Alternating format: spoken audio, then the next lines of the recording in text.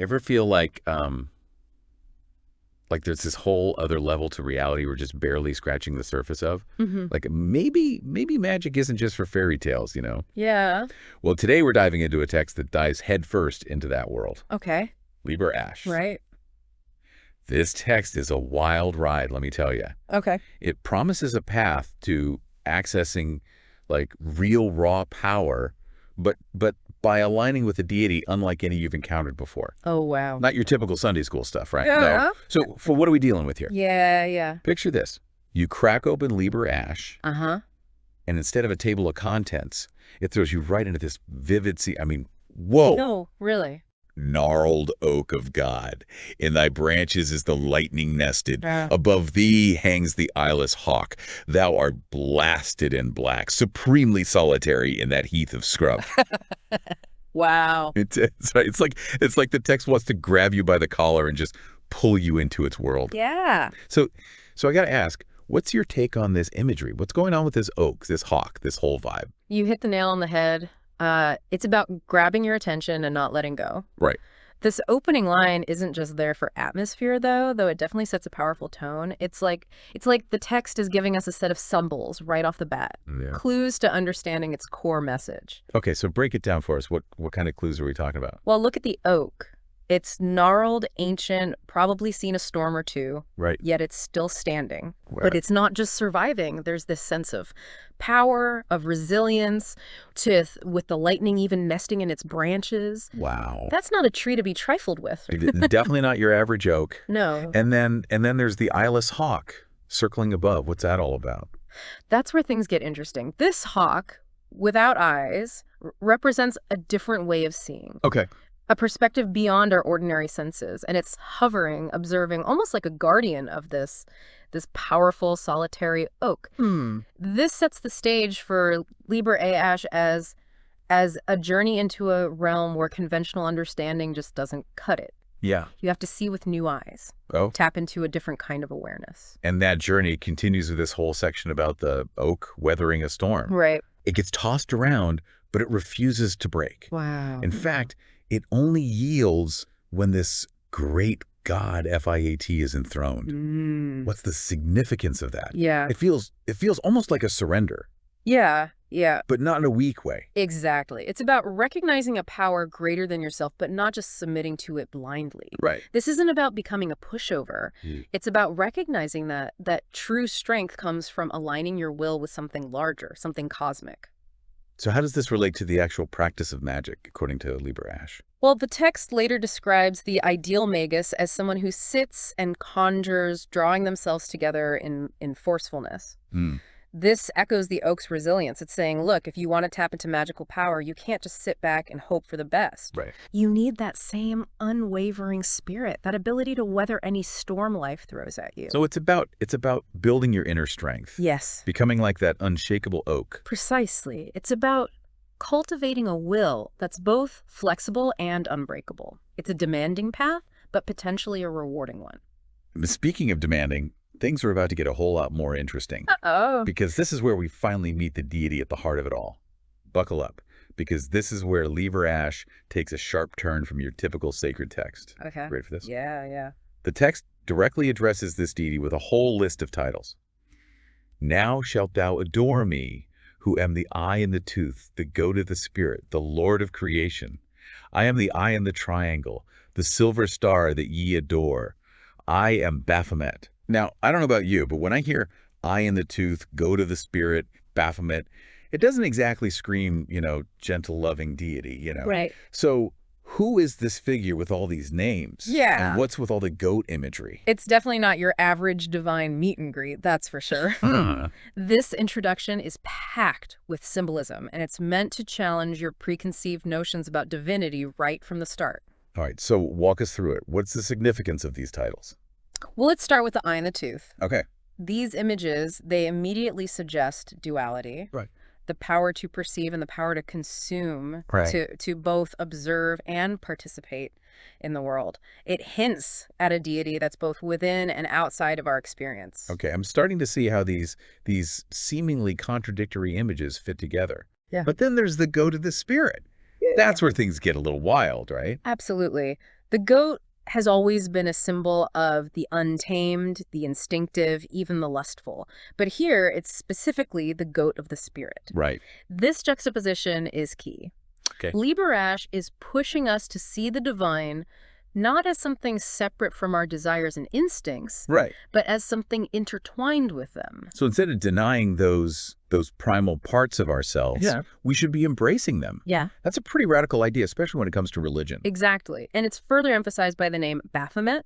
Yeah. Now, Baphomet often gets a bad rap, often misunderstood as is a demonic figure. Right. But in many esoteric traditions, Baphomet represents the union of opposites. Male and female, light and dark, spiritual and earthly. It's about embracing the whole self, not just the parts we deem acceptable or holy. Wow. Okay.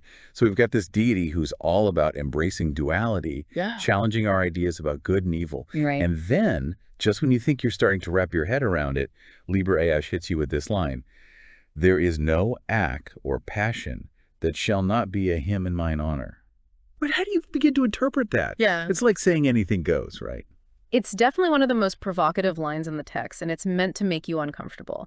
This deity isn't interested in your moral judgments or your ideas about what's appropriate. It's saying that every act, every experience, every emotion, even the ones we might consider taboo or shameful, can be an expression of the divine. So even those guilty pleasures, those things we might not want to admit to, they're all part of this cosmic tapestry. Exactly. Liber A'ash is arguing that true holiness isn't about denying our desires or conforming to societal norms. It's about embracing every aspect of our being. Okay. The light and the shadow, the sacred and the profane, and seeing all of it, every experience, as an offering, a hymn to this unconventional deity. Okay, but that raises some interesting questions, right? Because taken to an extreme, that idea could be easily misinterpreted. Does this mean there are no boundaries, no consequences for our actions? That's the tightrope walk Liber A'ash is asking us to navigate. It's not about giving yourself a free pass to be reckless or hurtful. Right. It's about recognizing the power of your choices, both the good and the bad, and understanding that each action has ripples that extend outwards. It's like every action, every decision we make, it's like a brushstroke on this giant cosmic canvas. Yeah. And it's up to us to be mindful of what we're creating, right? Exactly.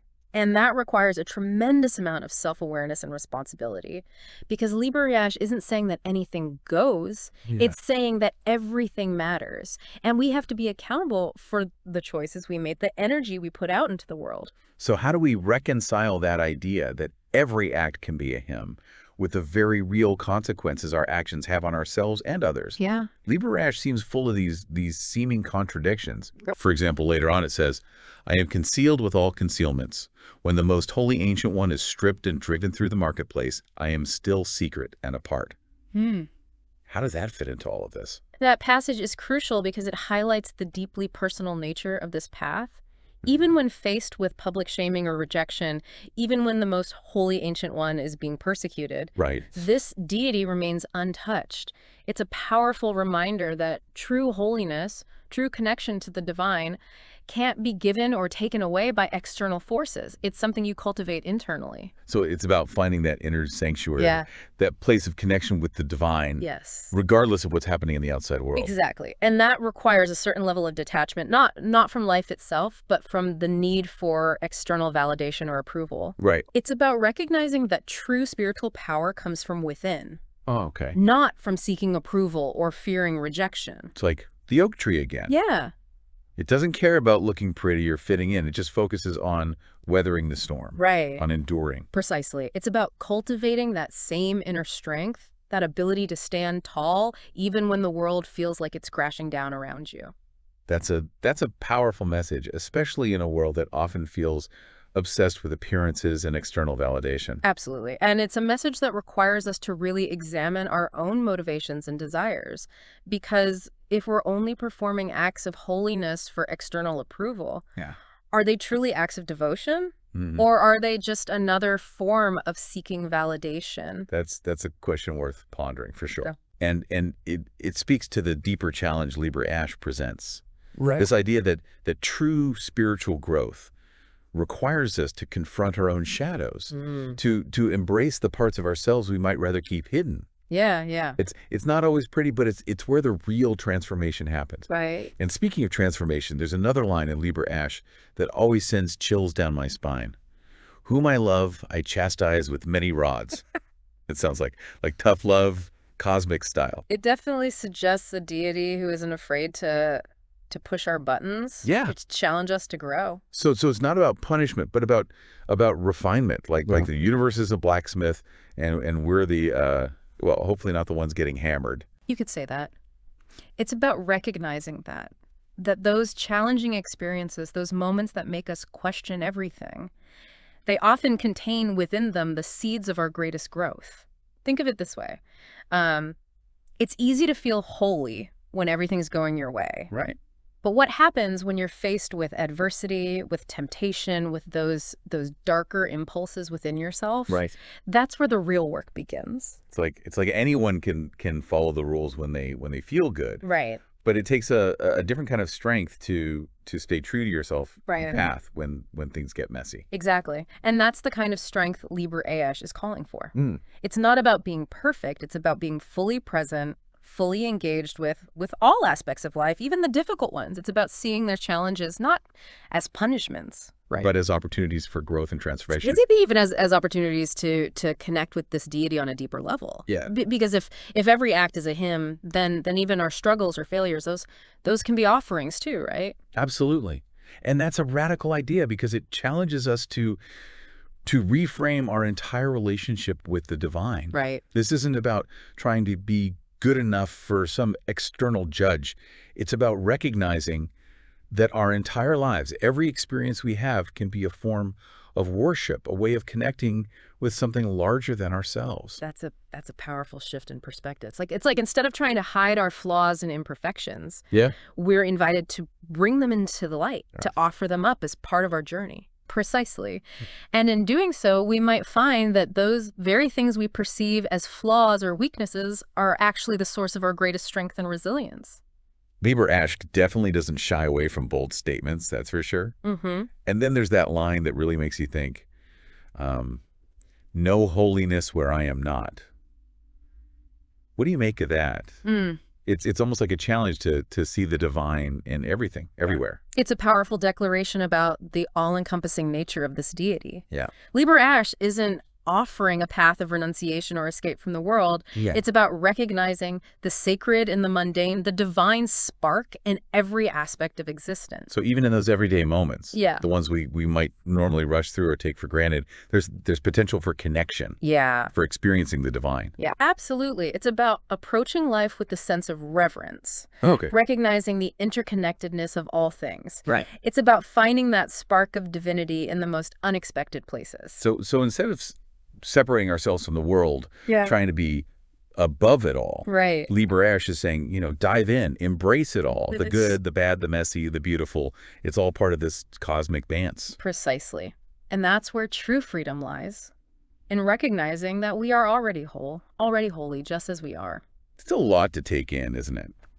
This whole text feels like a crash course in Yeah. everything. Yeah. It's about pushing boundaries, embracing duality, seeing the sacred and the unexpected. It is. So as we wrap up our deep dive into Liber A'ash, I'm left with this question.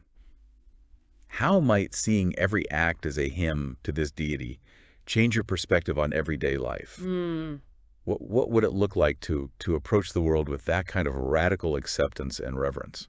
It's a question worth pondering because it challenges us to examine the very core of our being and our place in the universe. Yeah. If we can truly internalize that idea, that even the most mundane aspects of our lives can be offerings, acts of devotion, Right. it could radically transform how we experience the world around us. It's a challenge for sure, but maybe that's the point of Liber A'ash, to shake us out of our complacency, Yeah. to make us question everything we thought we knew about power, holiness, and even ourselves. Yeah. To see the world and ourselves with new eyes, just like that eyeless hawk circling above the oak.